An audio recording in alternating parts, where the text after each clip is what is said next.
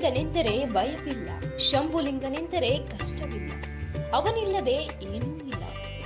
ನಾವಿವತ್ತು ನಿಮ್ಗೆ ದೇವ ಶಂಭುಲಿಂಗೇಶ್ವರನ ಮಹಿಮೆ ಹಾಗೂ ಆತನ ದಿವ್ಯ ಸ್ಥಾನದಲ್ಲಿ ಇರುವ ಪವಾಡ ಬಸಪ್ಪನ ಬಗ್ಗೆ, ಅದೇ ರೀತಿ ಈ ಕ್ಷೇತ್ರದಲ್ಲಿ ಕಷ್ಟದಲ್ಲಿದ್ದವರು ಹೇಗೆಲ್ಲ ಒಳಿತನ್ನ ಕಂಡಿದ್ದಾರೆ ಅನ್ನೋದ್ರ ಬಗ್ಗೆ ತೋರಿಸ್ತೇವೆ ನೋಡಿ.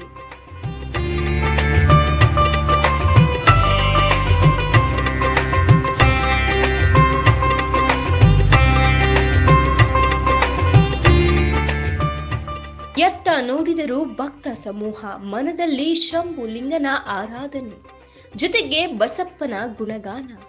ಈ ಬಸಪ್ಪನ ಪವಾಡ ಒಂದಲ್ಲ ಎರಡಲ್ಲ, ಕೇಳಿದರೆ ಮೈಯಲ್ಲಿ ಭಕ್ತಿ ಆವರಿಸುತ್ತೆ. ಕೆಲವೊಂದು ಸಮಸ್ಯೆಗಳನ್ನ ಇಲ್ಲಿ ಬಂದು ಸ್ವಾಮಿ ಹತ್ರ ಕೇಳ್ಕೊಂಡಾಗ ನನ್ನ ಕೆಲವೊಂದು ಸಮಸ್ಯೆಗಳು ಬಗೆಹರಿದಿದೆ. ಹಾಗೆ ನನ್ನ ಕಾಲಲ್ಲಿ ನಡೆಯೋಕ್ಕಾಗ್ತಾ ಇರಲಿಲ್ಲ, ತುಂಬ ಸಮಸ್ಯೆ ಆಗಿತ್ತು. ಕಾಲೆತ್ತಿ ಇಡೋಕ್ಕೂ ಆಗ್ತಾ ಇರಲಿಲ್ಲ. ಹಾಗಾಗಿ ಬಸವಪ್ಪ ದಾಟಿದ ಮೇಲೆ ನನ್ನ ಕಾಲಲ್ಲಿದ್ದಂತಹ ಸಮಸ್ಯೆನೂ ಈಗ ದೂರವಾಗಿದೆ. ನಾರ್ಮಲ್ ಆಗಿ ನಾನು ಇವತ್ತು ಓಡಾಡ್ತಾ ಇದ್ದೀನಿ. ಯಾಕೆ ಅಂತಂದರೆ ಅದನ್ನು ನಾನು ತೋರಿಸ್ಕೊಳಕ್ಕೂ ಆಗ್ತಾ ಇರಲಿಲ್ಲ, ತುಂಬ ಓಡಾಟ ಮಾಡ್ತಾ ಇದ್ದೆ. ಹಾಗಾಗಿ ನಾನು 4 ಜನಕ್ಕೂ ಹೇಳ್ದಾರಂಥ ಪರಿಸ್ಥಿತಿಲಿದ್ದೆ. ಇಲ್ಲಿಗೆ ಬಂದಮೇಲೆ ಬಸವಪ್ಪ ದಾಟಿದ ಮೇಲೆ ನನ್ನ ಆರೋಗ್ಯ ಸಮಸ್ಯೆನೂ ಸುಧಾರಿಸಿದೆ, ನನ್ನ ಕಾಲು ಸಹ ವಾಸಿಯಾಗಿದೆ. ಕೇಳಿದ್ರ ಈ ಮಹಿಳೆ ಏನ್ ಹೇಳಿದ್ರು ಅಂತ? ಈ ಮಾತು ಅಕ್ಷರ ಸಹ ಸತ್ಯ ಅಂತಾರೆ.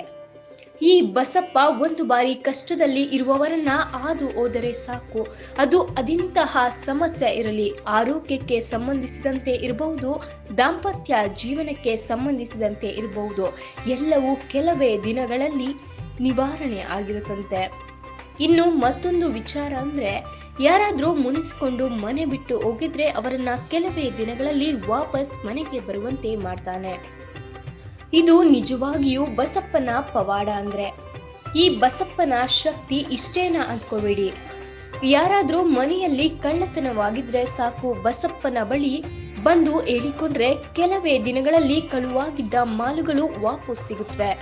ಜೊತೆಗೆ ಈ ಬಸಪ್ಪನ ಬಳಿ ಇಂಥ ಕೆಲಸಗಳು ಆಗ್ಬೇಕು ಅಂತ ಬೇಡಿಕೊಂಡು ಕುಳಿತ್ರೆ 3 ಪಾರಿ ಪಾದ ನೀಡ್ತಾನೆ. ಈ ಮೂಲಕ ನಿಮ್ಮ ಕೆಲಸ ಆಗುತ್ತೆ ಅನ್ನೋ ಸಂದೇಶವನ್ನ ನೀಡ್ತಾನೆ. ಹೀಗೆ ಬಸಪ್ಪನ ಬಳಿ ಬಂದು ಬೇಡಿ ವರ ಪಡೆದವರಿಗೆ ಇವತ್ತು ಲೆಕ್ಕವೇ ಇಲ್ಲ. ಯಾವುದೇ ಸಂಕಷ್ಟ ನೋವುಗಳು ಇದ್ದರೂ ಈ ಪವಾಡ ಬಸಪ್ಪನಿಂದ ಪರಿಹಾರ ದೊರಕಿದೆ.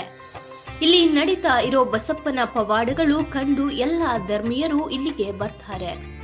ಇಷ್ಟೇ ಯಾಕೆ, ಹೊರ ರಾಜ್ಯಗಳಲ್ಲೂ ಈ ಬಸಪ್ಪನ ಪವಾಡ ಪ್ರಸಿದ್ಧ ಆಗಿದ್ದು ಅಲ್ಲಿಂದಲೂ ಭಕ್ತರು ಆಗಮಿಸುತ್ತಾ ಇದ್ದಾರೆ, ಪರಿಹಾರವನ್ನ ಕಂಡುಕೊಳ್ತಿದ್ದಾರೆ.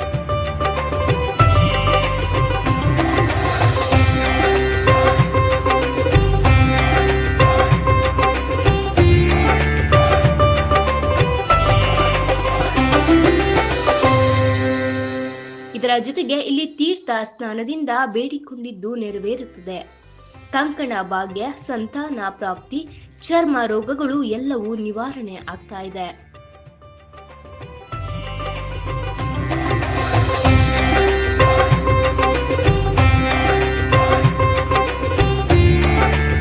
ಇನ್ನು ಈ ದೇಗುಲ ಇರೋದಾದ್ರೂ ಎಲ್ಲಿ? ಮಂಡ್ಯ ಜಿಲ್ಲೆಯ ಶ್ರೀರಂಗಪಟ್ಟಣದ ಗಂಜಾಂಬಳಿ. ಇಲ್ಲಿ ಒಂದ್ ಕಡೆ ಬಸಪ್ಪ ಭಕ್ತರ ಕಷ್ಟಗಳನ್ನ ನಿವಾರಣೆ ಮಾಡ್ತಾ ಇದ್ರೆ, ಮತ್ತೊಂದ್ ಕಡೆ ಶಂಭುಲಿಂಗೇಶ್ವರನು ಭಕ್ತರ ಕೋರಿಕೆಗಳನ್ನ ಆಲಿಸಿ ಆಶೀರ್ವಾದ ಮಾಡ್ತಾ ಇದ್ದಾನೆ.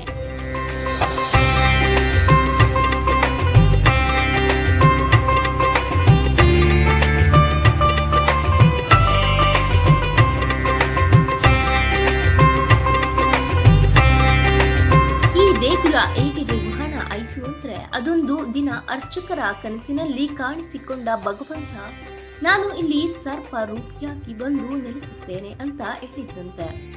ಶಂಭುಲಿಂಗೇಶ್ವರ ಇಚ್ಛೆಯಂತೆ ಇಲ್ಲಿ ದೇಗುಲ ನಿರ್ಮಿಸಲಾಯಿತು. ಮೊದಲು ಒಂದು ಗುಡಿಸಲನ್ನ ಕಟ್ಟಿ ಶಂಭುಲಿಂಗೇಶ್ವರನನ್ನ ಪೂಜಿಸಲಾಯಿತು. ಇತ್ತು ಈಗ ಅದೇ ಸ್ಥಳದಲ್ಲಿ ದೇಗುಲವನ್ನ ನಿರ್ಮಾಣ ಮಾಡಲಾಗಿದೆ.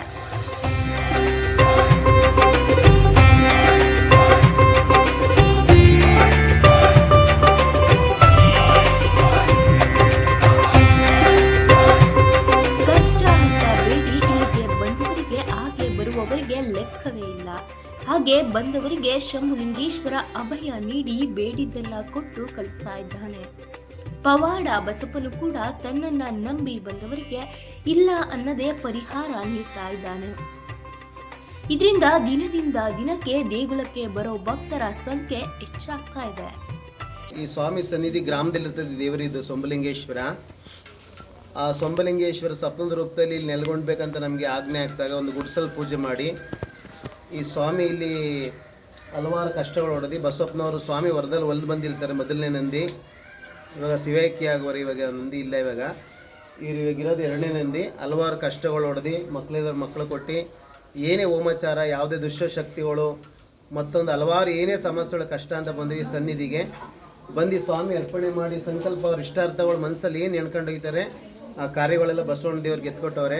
ಹಲವಾರು ಪವಾಡಗಳು ನಡೆದೈತಿ. ಆದರೂ ಏನಪ್ಪ ಅಂತ ಅಂದರೆ ಈ ಸ್ವಾಮಿಲಿ ಜನದಿಂದ ಜನ ಬೆಳೆಸಿರೋ ಜಾಸ್ತಿ. ನಾವು ಈ ಸನ್ನಿಧಿ ಸ್ವಾಮಿ ಸನ್ನಿಧಿ ಆ ಒಂದು ಏನಪ್ಪ ಅಂತ ಅಂದರೆ ಏನೇ ಒಂದು ಸಮಸ್ಯೆಗಳು ಮಕ್ಕಳಾಗಿ 15 ವರ್ಷ 13 ವರ್ಷ 14 ವರ್ಷ ಏನೇ ಒಂದು ಸಮಸ್ಯೆ ಕಷ್ಟ ಅಂತ ಬಂದರೆ ಆ ಕ್ಷಣಕ್ಕೆ ಸ್ವಾಮಿ ಕಷ್ಟನ ಕಳೆಯುವಂಥ ಪ್ರೌಢ ಪುರುಷ ಈ ಸೊಂಬಲಿಂಗೇಶ್ವರ ಪುಣ್ಯಕ್ಷೇತ್ರ ಗಂಜಾಮ್ ಇದು.